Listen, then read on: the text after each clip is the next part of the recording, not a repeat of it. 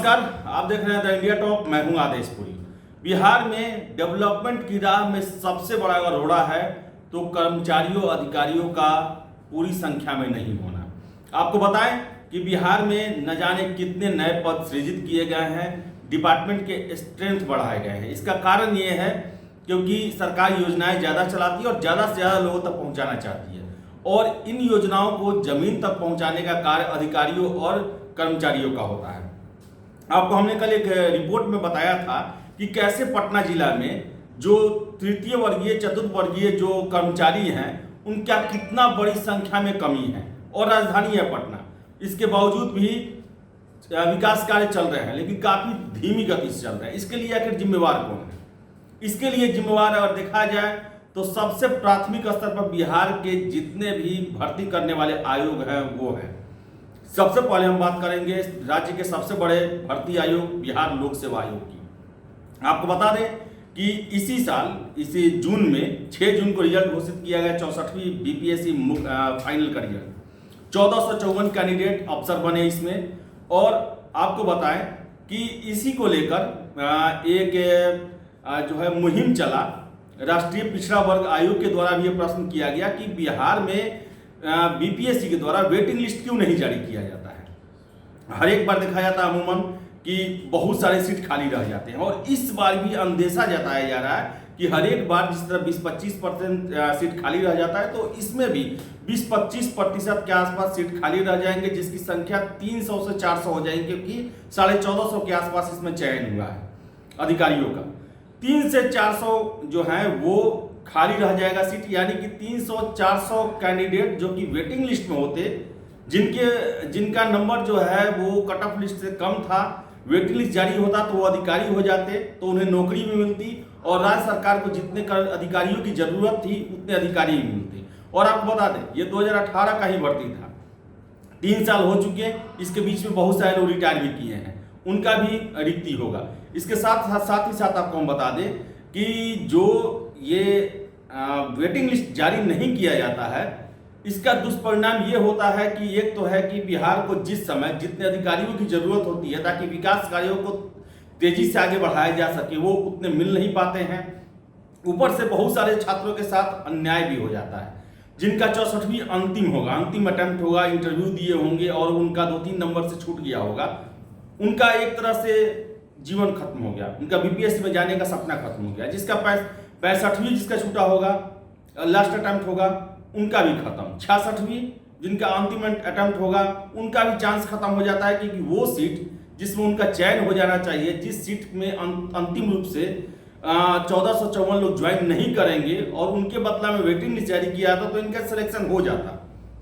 तो ये एक बहुत बड़ा अन्याय है। बिहार सरकार द्वारा एक प्रश्न पूछा गया जब विधानसभा में, तो मंत्री के द्वारा जवाब दिया गया कि जितनी भी सीटें बचती है उसको अगले बीपीएससी में जोड़ दिया जाता है। लेकिन आप सोचिए 64वीं बीपीएससी जब पूरा हुआ उस समय 65वीं बीपीएससी ऑन प्रोसेस था, 66वीं भी उसका पीटी हो चुका था, मेंस चलने वाला था। तो ये सीट 67वीं में जोड़ा जाएगा, यानी कि जिसको 64वीं में वेटिंग लिस्ट न जारी होने से जिसका अटेम्प्ट खत्म हो जाता है और 66 तक उसका लास्ट अटेम्प्ट है, 67 नहीं दे सकता है, तो उसका सपना तो इस तरह बेकार चला गया।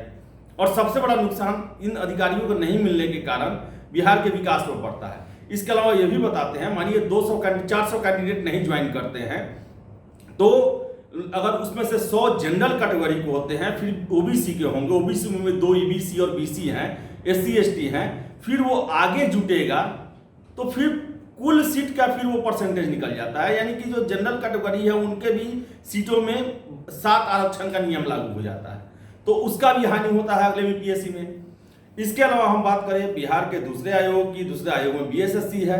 बीएसएससी के बारे में हमने कल ही आपको रिपोर्ट बताया था कि पटना जिला है, राजधानी है, यहाँ पर बहुत भारी संख्या में लिपिकों की जरूरत है, परिचारी सहायकों की जरूरत है, स्टेनो की जरूरत है, ड्राइवर की जरूरत है। ये सारे भर्तियाँ बीएसएससी के द्वारा की जाती है, यानी बिहार कर्मचारी चयन आयोग के द्वारा की जाती है।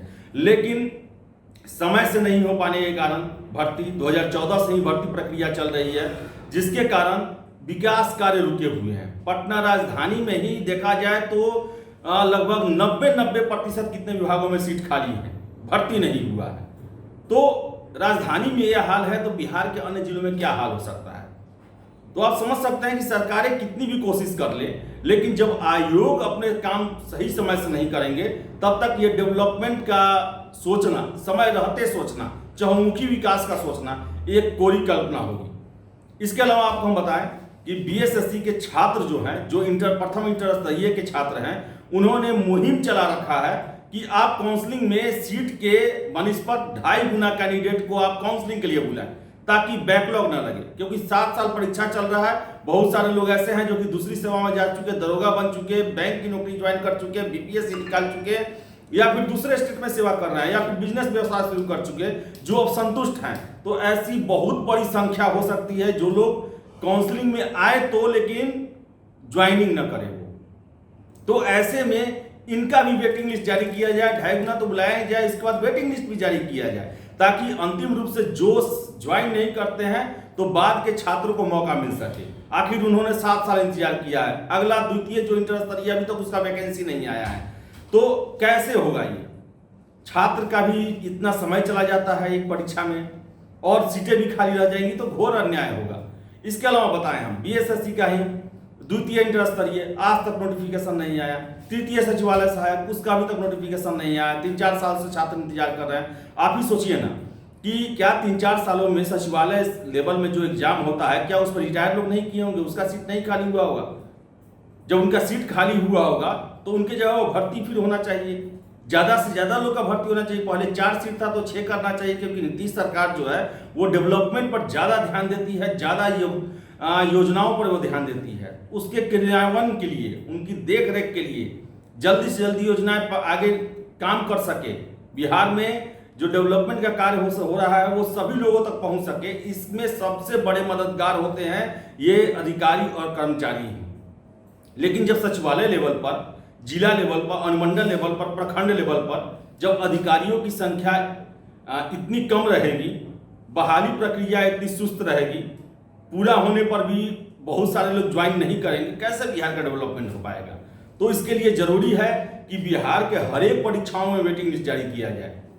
यूपीएससी 1 सालों में सिविल सेवा का परीक्षा पूरा कर लेती है, बावजूद इसके वो वेटिंग लिस्ट जारी करती है और बहुत बड़ी संख्या में उसमें भी लोग ज्वाइन करते हैं, क्योंकि उसमें भी ऐसा होता है कि कोई आईपीएस है, वो आईएएस बनने के लिए दोबारा एग्जाम देता है, लेकिन उसके बाद जब उसका चयन होता है दोबारा तो उसे आईआरएस मिल जाता है, जिसके कारण वो आईआरएस में नहीं जाता है, या आईपीएस मिल जाता है तो नहीं जाता है। कितने उसमें कितने भी आईआरएस है, आईआरटीएस है, आईएएस है, बहुत सारे पोस्ट हैं जो कि कंटिन्यू उसी में उनका हो जाता है, उससे खराब रैंक आता है, इंप्रूवमेंट नहीं हो जाता, तो ज्वाइन नहीं करते हैं। तो यूपीएससी अपने बैकलॉग को पूरा करने के लिए कि 1 साल में जो हम वैकेंसी निकालते हैं उसके लिए वो वेटिंग लिस्ट जारी करती है, लेकिन बिहार में 3-3, 4-4, 5-5 साल लगते हैं, उसके बावजूद भी वेटिंग लिस्ट नहीं जारी किया जाता है। तो ये सबसे बड़ा बिहार के विकास में यही एक रोड़ा है कि भर्ती आयोग द्वारा सुस्ती की जाती है, वेटिंग लिस्ट जारी नहीं किया जाता है, जिसके कारण समय पर कर्मचारी अधिकारी नहीं मिल पाते हैं, और मिलते भी हैं तो जितनी संख्या के लिए नोटिफिकेशन निकाला गया था उतना भर्ती नहीं हो पाते हैं। तो जरूरत है 2 चीजों की, 3 चीजों की हम कहेंगे। पहला तो समय से परीक्षा हो, उसका एक कैलेंडर मेंटेन किया जाए कि हम इतने दिनों में परीक्षा पूरा कर लेंगे। दूसरा है कि पारदर्शी ढंग से परीक्षा लिया जाए। हमेशा आरोप लगते हैं, धांधली के आरोप लगते हैं, क्वेश्चन आउट होने के आरोप लगते हैं, सेटर के आरोप लगते हैं, सर्वर गैंग के आरोप लगते हैं, इनसे मुक्ति मिले। और तीसरा, वेटिंग लिस्ट जरूर जारी किया जाए। ये कोशिश किया जाए कि जो भी हम परीक्षा ले रहे हैं, जितना उसमें सीट है, उन सारे सीटों पर अधिकारियों और कर्मचारियों की समय रहते पूरी की पूरी सीट पर भर्ती की जाए, ताकि किसी भी छात्र को के साथ ये अन्याय ना हो कि 3 साल 4 साल इंतजार करने के बाद भी सीटें खाली रह जाए और वे एक कट ऑफ के बाद वेटिंग लिस्ट जारी न होने के कारण उनका सरकारी सेवक बनने का सपना जो है वो सपना ही रह जाए। तो जरूरत है इस पर कार्रवाई करने की।